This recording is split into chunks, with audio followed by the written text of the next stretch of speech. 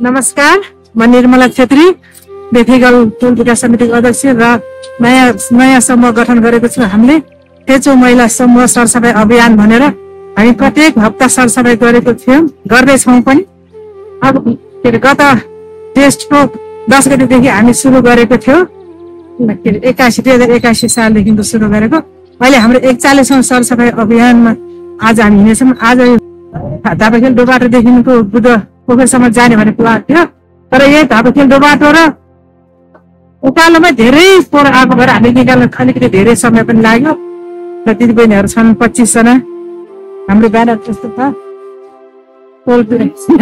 ठेचोको सक्रिय दिदीबहिनीहरू सरसफाई अभियान भनेर हामी लागिरहेका छौँ।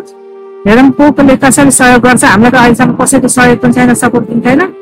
मेयर साहबले अलिकति सहयोग गर्नुभएको थियो, पन्जा र मास क्याम्प पाउनु भएको छैन। हामीलाई पन्जा के अरे थुन्चे साबेल के भन्छ खरेटो अलिकति सहयोग गर्नुभएको छ मेयर साहबलाई। उहाँलाई धेरै धेरै धन्यवाद भन्छु मेयर साहबलाई। हामी चाहिँ यसरी सरसफाइ गर्ने मान्छे ठुलो परेर मात्रै हेरेर बस्छ, कोही पनि यसो हामी गरौँ ल सहयोग गरौँ भने कोही पनि आउँदैन। जति हाम्रो आजको त मैले सृजनशीलको गाडी राखेर भाइहरूलाई पनि लिएर आएको छ, 8-9 जना भाइहरू छन्। सृजनशीलको भाइ अध्यक्ष सहदेव राउत भाइले चाहिँ सधैँ मलाई गाडी दिनुहुन्छ, उपलब्ध गराइदिनुहुन्छ। अहिलेसम्म हामी 41औं भाग श्रृङ्खलाको काम गर्न सफल भइरहेका छौँ।